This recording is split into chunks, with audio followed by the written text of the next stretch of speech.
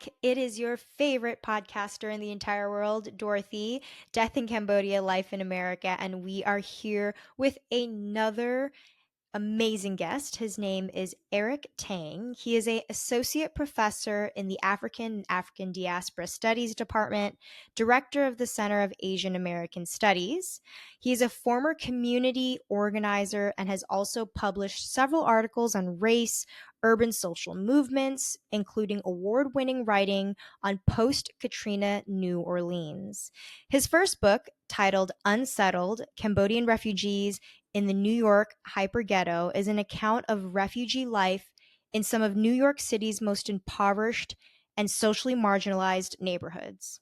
He gives us insight on the broken promises that were unfulfilled as Khmer refugees poured into America post war. Eric, it is such an honor to have you here. Welcome to the podcast. Thank you for having me. So let's take this back. How did you get interested in Cambodian refugees and their experience in the United States? So I was born and raised in Queens, New York, and by the time I reached my undergraduate years and was attending New York University, I was looking for an opportunity to, as a Taiwanese American growing up in Queens, to learn more about other Asian communities in New York City. And I always had an interesting relationship to the Bronx, which was much different than Queens, because my mom worked there. And so even though I grew up out in Queens, I would spend a lot of time in the Bronx, and I knew it to be the place of the birth of hip hop, of the fires of the 1970s, a place that was both culturally rich but economically depressed, a place that had a lot of contradictions. And somewhere in my 20s, I learned that there was a large Vietnamese and Cambodian refugee community in the Bronx. And this fascinated me because I grew up thinking that there were no Asians in the Bronx. I found an opportunity to volunteer for an organization that was starting a project in those neighborhoods. The organization was called the Committee Against Anti-Asian Violence, or CAV, and I immediately volunteered. Mm, My work as a volunteer soon evolved into a staff position, and in my early 20s, began directing a youth program for CAV in the refugee neighborhoods of the Bronx. mhm, mhm. And what was it that really kind of compelled you to still contribute to that, to the Cambodian refugees? What really stood out to you? Because it seemed like you not only participated, but you got leadership positions and really kind of grew in ranks with that organization. My interest in the refugee community stemmed from how little we understood about a particular kind of immigrant life that that didn't conform to the American dream, that Mhm. didn't um, tell the story of, coming here and arriving penniless and making it because of all these, opportunities that the free market provided. You had a story in which refugees were forced, in many ways, to flee their circumstances and arrived to a country that at once saved them, but was also responsible for their displacement. And because of that, many of them had this profoundly conflicted relationship with the United States and resettlement. And I was drawn to that story of at once being happy that you had survived a certain death, but on the other hand, conflicted about your savior. That contradiction seemed to also inscribe itself in the environment. So, on the one hand, you know, people were able to find jobs, were able to rebuild their lives, but the jobs that they often found were ones that left them in working poverty. The apartments, the homes that they lived in were some of the most rundown units that the city had to offer. And many of them also struggled to survive by surviving on welfare. And so these contradictions played out in ways that many New Yorkers, many Americans just didn't understand. And I was drawn to those contradictions and to telling this story that had largely gone untold. Mhm, mhm. I mean, being a Taiwanese American, would you say that that was kind of the first encounter where you kind of questioned this kind of American dream that was being sold, or or do you is it was that moment a moment where it really kind of shifted your mindset? Did you think of it differently previously, or had you just always been passionate about that? Mhm. I think what drew me to this particular community had a lot to do with how different it was from my own story Mhm. as a child of post 1965 immigrants from Taiwan. So, Mhm. if you have a passing knowledge of US immigration history, you'll know that in 1965, a law was passed that lifted a lot of the restrictions that had historically kept Asian Americans out of the country. But this law really didn't allow every Asian or any Asian into the country. It prioritized those who were already educated, highly educated, came from STEM backgrounds, like my parents. And so the story of new Asian immigration was largely one of, again, success, of the American dream, of Mhm. aspiration. And there was this other story happening parallel to that post 1965 professional Asian immigrant resettlement story, and that was the story of refugees. And in Mhm. some ways, it was kind of a polar opposite, where some of the most vulnerable populations from Asia were being resettled under a completely different law, and that was the 1980 Refugee Act, preceded by the 1975 executive orders that allowed Vietnamese and Cambodian refugees and refugees from Laos to be resettled to the United States. And so it was that contrast, right? That Mhm. again, Right. other story, one that was very different than my own, that compelled me to learn more about what happened to refugees. Yeah. During your time volunteering and working as part of that organization, do you remember a very specific kind of jarring story or moment as you were witnessing these refugees? What was something that you just can't shake? Something that you witnessed, a story that you have been told, that really gave you a full picture of who these refugees were? I think when I first arrived to the Bronx, I was really taken by how horrendous the housing conditions were. And this is now over 10 years after the initial resettlement of Cambodian and Vietnamese refugees. The Cambodian units, in particular, Cambodian apartment units, were were again some of the most deleterious units that you could find in the Bronx. And this is saying a lot because the Bronx was known for being a place where, housing was abandoned, was left, in derelict conditions.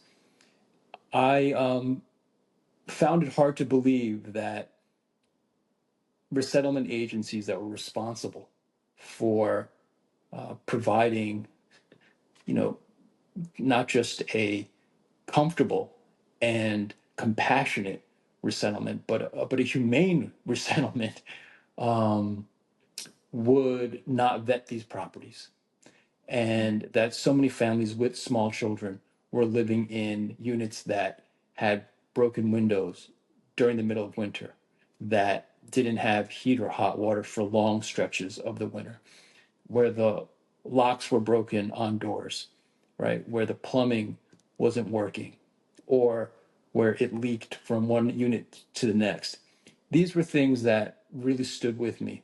Um, I had never seen up close that those type of conditions with uh, with families living in them and living them in them for several years. So I think that was the initial kind of shock that registered with me as a young activist in my 20s. But then I think as I grew more familiar with the neighborhood, that there were these kind of quotidian violences, like the everyday street encounters that would happen with young people in the neighborhood. You just hear almost casually about a shooting or stabbing or someone getting jumped, and it was like um, this feeling of low intensity warfare that seemed to define the lives of many of these young people. And as I heard them talk about their own experiences, they would often say things like, our parents left one war zone for another. And I don't think they were being metaphorical about it. I think they were being quite literal. And that stuck with me as well. Mm-hmm. Yeah, I think I think there's a general idea that Khmais who had came here into the US as refugees were not put in the best of conditions and situations. Why do you think that is, or that was? Did the US truly not have the funds? Did they not care? Did they just not know what to do with the refugees that they had taken on? When we look at US refugee resettlement policy, and when we look at it closely, what we'll find is that it wasn't so much a domestic policy as it was a foreign policy. And what I mean by this is that we engaged in refugee resettlement in large part as a Cold War tactic. We wanted to shame, criticize the nations from which these refugees were fleeing. And one way to do that was to say, okay, well, we're going to resettle those who are trying to get out of your country. And in so doing, prove that even though we lost the war against Southeast Asian communism, we were right all along because look at all these people trying to get out. But we didn't think too carefully or too compassionately about what exactly it would mean to resettle them in a compassionate and humanitarian way. And so we wrote this 1980 Refugee Act. The US government wrote this 1980 Refugee Act, in which it demanded that refugees who had just escaped war, who have been traumatized by, um, both physically and psychologically, that they find work immediately, as if this was a good idea, to force people to find any kind of work. Didn't matter if it was poverty wages immediately, because what we didn't want was for them to become wards of the state, which was a euphemism for being on welfare. And we thought that somehow they would, make it and become economic miracles, even though there were people in the United States who were struggling to find jobs during the 1980s because of a recession and deindustrialization and all these other economic problems. And so there was a lot of, magical thinking on the part of politicians who scripted this Refugee Act. And again, there wasn't a whole lot of thought to how exactly these refugees would survive. And so I guess what I'm saying is they were left to kind of fend for themselves in a country that, provided few economic opportunities for those who didn't speak English, who didn't have the social and economic capital to make it in America, like, say, other Asian immigrants who came under the 1965 Immigration Act. Hmm. Well, while I was conducting my interviews with my father, the podcast is called Death in Cambodia, but Life in America. So season 2 starts his recount of landing in Portland, Oregon, and Mm. what that whole experience was like. He talks about how they literally just gave him like a plastic bag with his paperwork in it. He had to find his sponsor on his own, and for like the first 3 months was sleeping in the barn in the back because there was just not enough space in his sponsor's home. How, he had to get a job, and his first job was, being a janitor, or picking berries in the farm. And that, um my grandma, who was with him, had to like figure out her own way to find rice, because she couldn't speak English, and the sponsors didn't understand. And it it even from my father's recount, I can tell that it really kind of felt like you were just dropped, Yeah. and the moment you land, just good luck. Yeah. That Yeah. is consistent with the majority of the experiences of Cambodian refugees who entered, um, you know, after 1975 and obviously after the 1980 Refugee Act. They Yeah. were, in many ways, just kind of inserted into urban poverty and told, okay, figure it out. Right. So, in this book, you were talking about how Cambodian refugees settled into what they call hyperghettos. Can you Mhm. explain to the listeners what is a hyperghetto and how is it normally formed? So let's start with the term ghetto, right? It's a term that, has a lot of connotations these days, most of them negative. But when we look at it in its kind of purely sociological um, sense, it's a area of an urban community that has been designated for a particular group, usually on the basis of ethnicity or race, right? And it isn't necessarily a poor community. It is one that is though ethno-racially segregated. Okay, so we might think of ghettos, say during the era of statutory racism in the U.S., to be places where African Americans were relegated, right? Because they weren't welcome in other parts of the city. In some instances, it was illegal for them to live anywhere outside of the ghetto.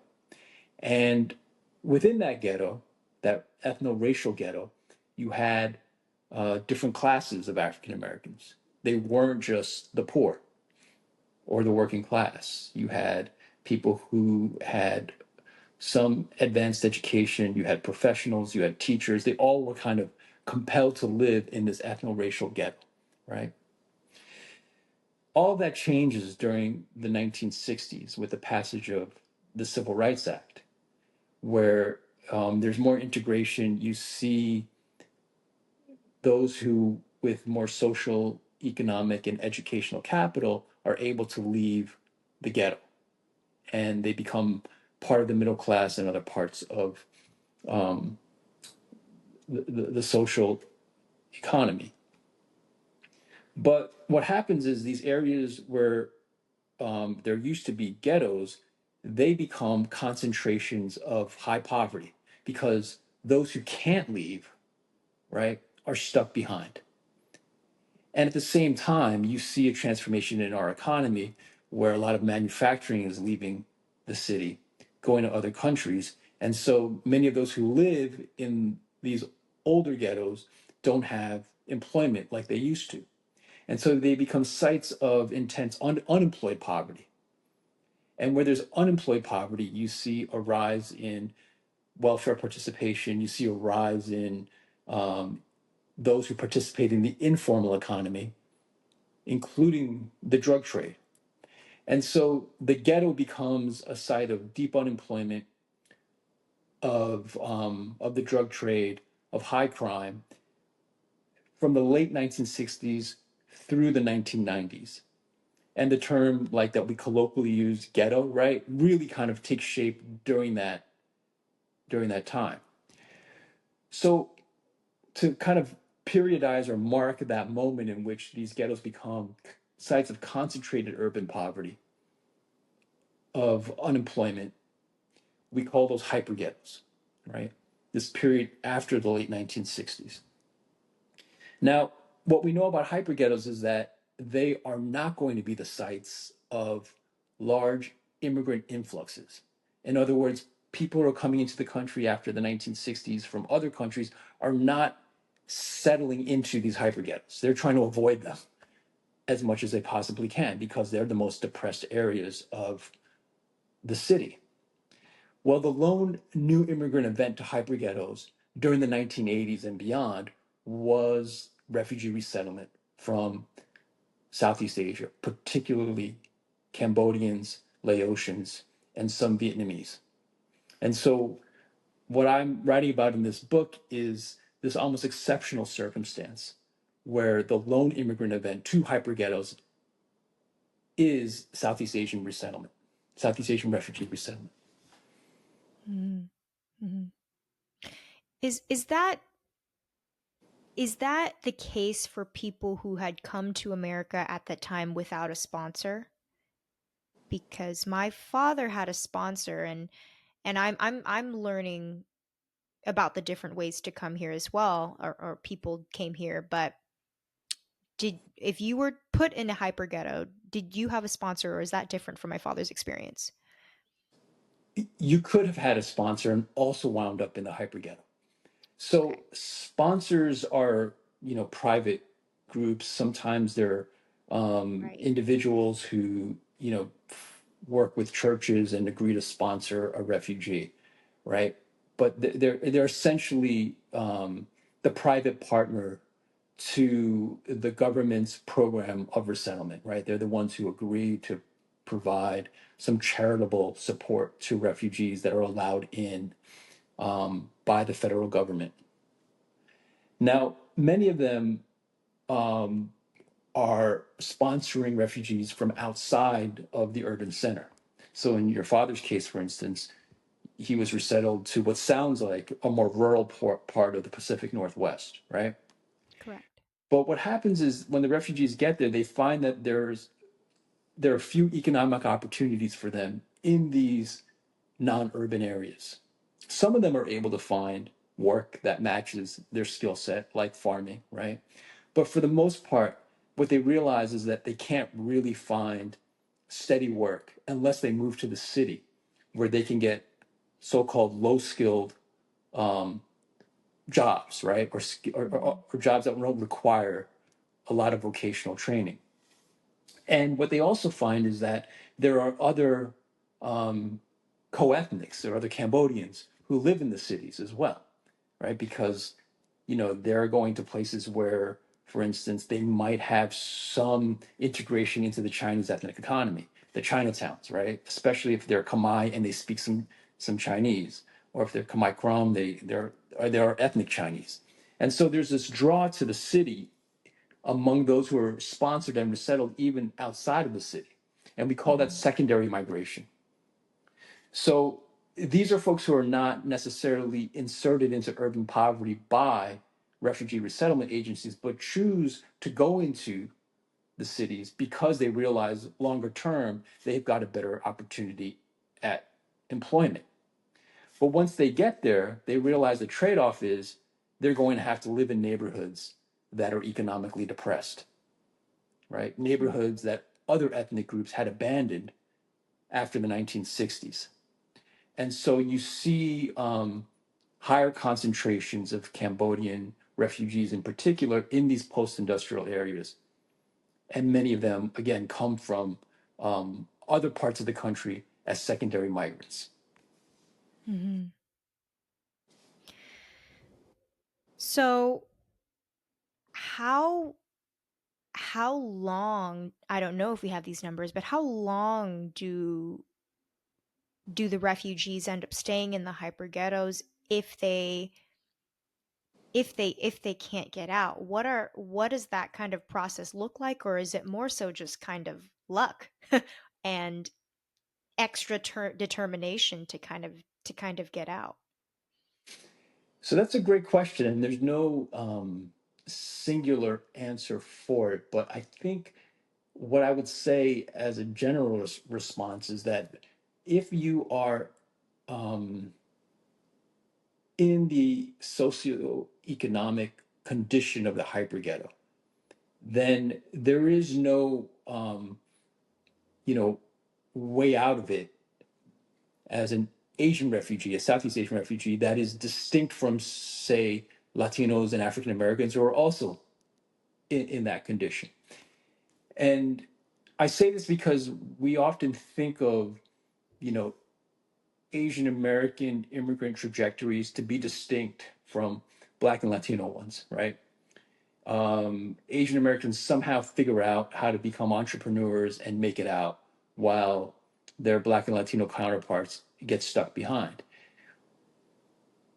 And the reason we think of that is because we see how, you know, in Asians start businesses, we see how they, form Chinatowns, we see how they are just able to kind of become entrepreneurs where, when others can't.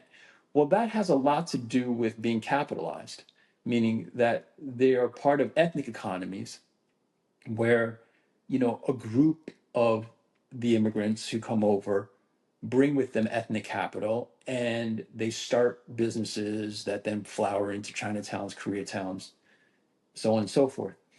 That didn't really happen with Cambodian refugees, and it happened to a limited extent with Vietnamese.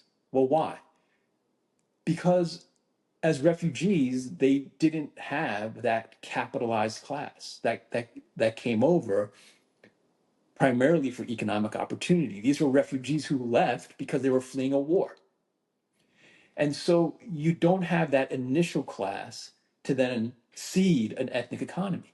And that's why you're economically stuck in the hyperghetto.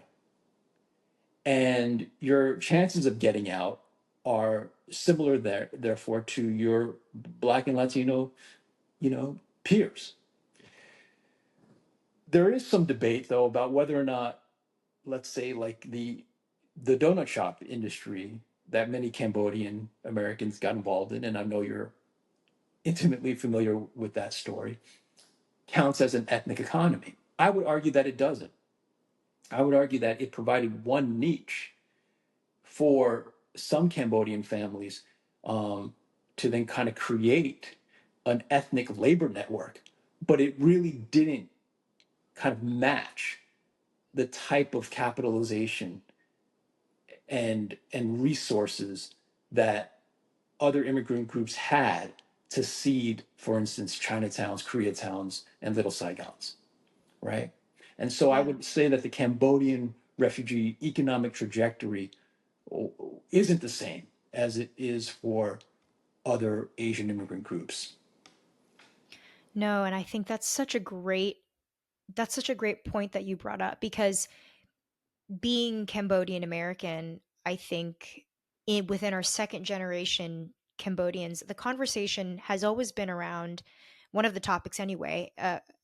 Why is it that, there's Chinatown and Koreatown and all these other towns that had been able to be so strong in all these different major cities of the US? And why is it that we don't have our designated Cambodia town? And I think what you just said is exactly the reason, right? I mean, we didn't come here with money or to make money. We came here because we were refugees and barely had food to feed ourselves. We came as skeletons.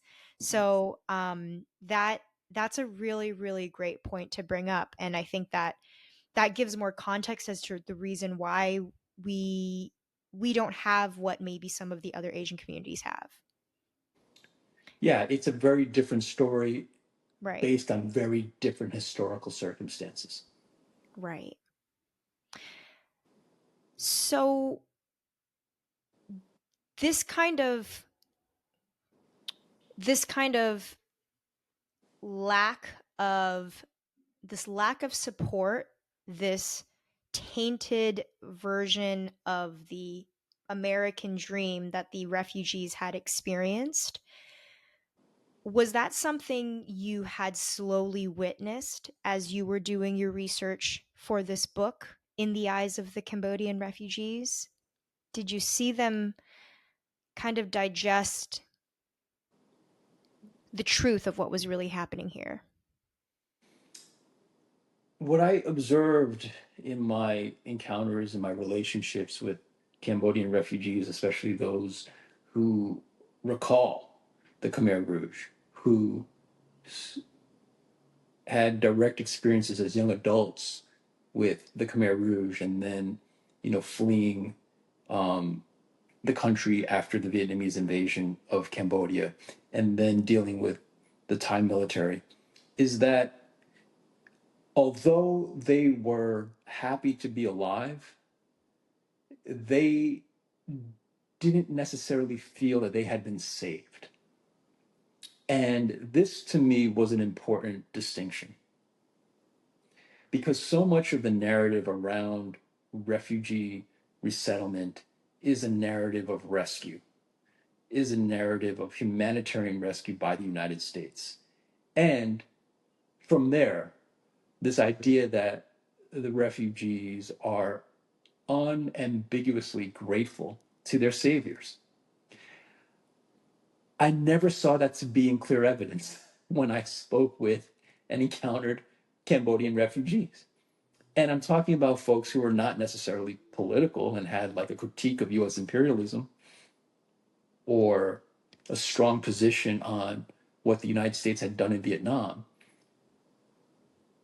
It was, though, this kind of like common sense understanding that they had that the United States was very much involved in their displacement and their arrival to the United States and their selection of the refugees was in many ways arbitrary.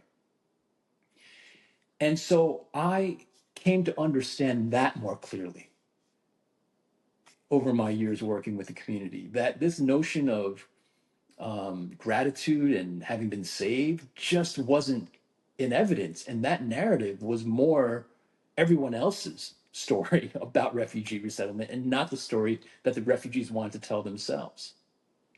Mm-hmm. There was a profound ambivalence that I observed from those I worked with. Ambivalence not being mixed feelings, but profoundly conflicted ones. Mm-hmm. What do you think are some of the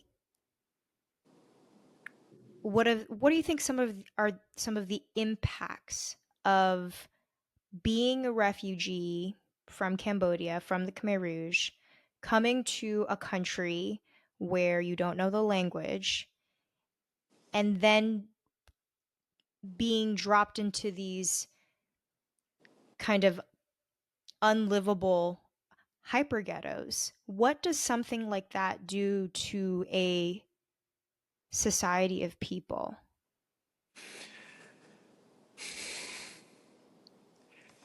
I think it it makes them a little crazy. I'm going to explain what I mean by that. Okay. Um, Crazy in the sense that you are living a reality that you understand to be unsparing, that you understand to be not just challenging, um, but scary and unpredictable and um, and fraught with all kinds of, you know, dangers. But everyone else is telling you that you're very lucky to be where you are and that you're living the American dream. And you don't really quite know at a certain point what to believe. Like, am I just imagining that things are as treacherous as they are, as precarious as they are, or is everyone else lying to me? And I think that can be crazy making in the sense that you don't really have a way of understanding yourself and your environment that is reciprocated by the external world because everyone else is telling you, well, look, you've survived this nightmare and now you get to live out an American dream.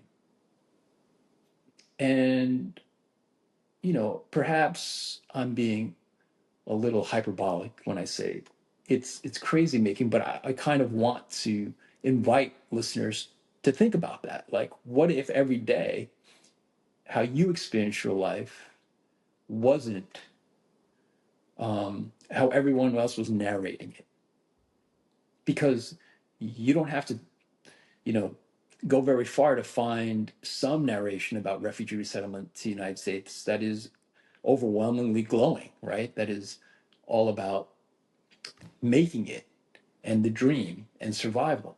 And so I think that to me is where I feel the long term kind of psychological and emotional impacts of growing up in the hyper ghetto make their most profound effects. Yeah, it is really interesting being a second generation Cambodian American and kind of growing up in a time where my parents had told me when I was growing up, if anyone asks you what you are, don't tell them that you're Cambodian, tell them that you're Chinese. That's actually part of my kind of, part of my identity journey. Um, and as I'd gotten older, I started kind of remembering how Cambodians were seen back in the 90s, in the early 2000s, as kind of like the ghetto Asians, Mhm. um, ones that were associated in gangs and violent, hanging around the wrong people, and which was definitely a thing, Cambodian gangs back in the 90s, and that kind of participation and that reputation that I feel like Cambodians held. And when you kind of look at the history though, and the the whole journey of them surviving the war, coming to America, getting dropped in the middle of a new country, and then getting pushed into these, in these kind of low income spaces, it really doesn't come to a surprise that people would lean on other ways to kind of emotionally, you know, help them get through this life. Yeah. And what's interesting about your you being told as a young person, hey, don't represent the Cambodian part, just try to highlight the Chinese part, is that beyond the Asian American community, right? Everyone else in mainstream America sees Asians as pretty much the same, right? So those distinctions maybe aren't as clear to outsiders. Right. And so here you are, uh, on the one hand, saying, wait a minute, though, I am living this experience that's very much about being a refugee and a Cambodian refugee and all the things that are happening in, urban America that impact us, right? But I'm being told to kind of not identify it internally. But meanwhile, the external world doesn't really see us at all and thinks there's no difference between me as a Cambodian refugee and this Taiwanese American guy that's going to Stanford. And so, again, there's all this misrecognition. And it's not just invisibility. If it were just invisibility, that'd be simple. But it's all this misrecognition and misrepresentation of what exactly is happening to these particular Asian refugees in this particular time and space. And Mhm. um, and the fact that so few people care to get the story right is what, again, made me so passionate about this particular topic. Like we didn't just fail to tell the story. We got it completely wrong oftentimes when it came to Southeast Asian refugees and what they were actually experiencing and how they got to where they were. Mhm.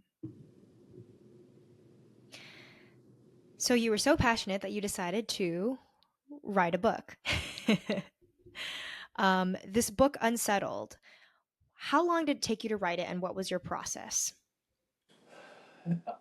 I think most of it was written over the course of about 4 or 5 years, and at least what finally wound up in the book. Um, at first, I wanted to tell the story of refugees across a number of different sites and how they were, experiencing urban life in a way that was really distinct from other Asian immigrant groups that had a lot of resonance and similarity to African American and Latinos who were living in those same neighborhoods. And so I thought, I might choose the Bronx as just one site, and maybe I'd go and look at Long Beach or Lowell or somewhere in the South. But as I began the part of the research and the storytelling around the Bronx, I sat down with a woman named Ra Pran, who I'd known from my organizing days in the Bronx.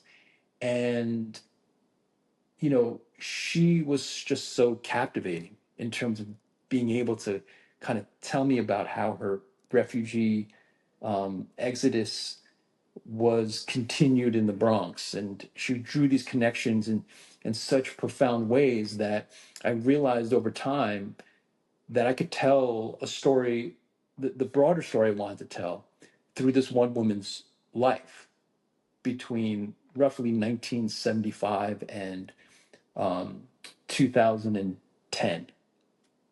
And that I could hit on all the themes I wanted to hit on by doing kind of a more national story, multi city story of Cambodian Americans by just honing in on her life across different sites of the hyperghetto, housing, the sweatshop economy, the welfare state. And so over the course of my interviews with her, um, I realized, let me do something that's more locally or singularly focused around the Bronx and around the story of Rob Pront, this one woman. And I think it made for better storytelling by doing that, by focusing on New York City and the Bronx in particular. Hmm. Hmm. And when you were when you were interviewing her, did you find that you had learned more um you found that you learned more about her life and her experience, I'm sure, prior than what you had known from the community days, right? Yeah, absolutely. I learned a lot from Ra, but more than anything, what I learned is that, this story of escape and crossing and liberation, like these stories that we often attach to refugee lives, are more our fictions than their realities. And here's what I mean by that. There was a time during our interviews where I couldn't really get from her the story of how she actually got out of Cambodia and into Thailand and into the Kawidan camp. I was like, well, wait a minute. How did you actually break free of your Khmer Rouge captors and make it across the border? What was the moment of like of freedom and liberation? Can you describe it for me? And she would demur. She really wouldn't give me this. And after a while, I think she was trying to say to me in her own way that the question is weird or your demand for that story is kind of strange. Like, why do you need that? Because in her mind, it was not this transfigurative moment. It was a very slow and wearisome process to liberation. She was with her Khmer Rouge captors when they fled the invading Vietnamese army. They fled into the forests of Cambodia near the Thai border. Everyone was starving, not only them as captors, but also their Khmer Rouge, you know, um, the people who were imprisoning them. And and before long, the Khmer Rouge who were imprisoning them just didn't have the wherewithal to hold prisoners, and so they were all kind of in the same boat. And then they had to now figure out, well, how do you evade capture by the Thai military? And how do we all get into this camp and prove that we're worthy of asylum? And so there wasn't, again, like this clean break from the past. Mhm. And that to me was the most profound thing I learned, right? Mhm. That the story of kind of the clean break, of this transfigurative moment in which the refugee is liberated, that was more somebody else's story, the outsider story, my story, and not hers. And she helped me kind of learn that in the process of our interviews. And I think that was one of the biggest takeaways. Mhm. When you think about kind of the main goal for writing this piece of work that you've written, what would you say was the sole purpose of putting this book together? I think in some ways it was an ode to the Bronx. I, you know, again, grew up spending my summers in the Bronx where my mom worked, and I was always fascinated by the place and kind of, loved it in ways that were based in part on fascination, awe, and fear, you know. And so I think it was in many ways an ode to the Bronx. Um, I think I also wrote it because I knew that the Cambodian community of the Bronx was shrinking, that over time, there weren't going to be too many members of the community left, perhaps, who knows, it's still unclear. And that if I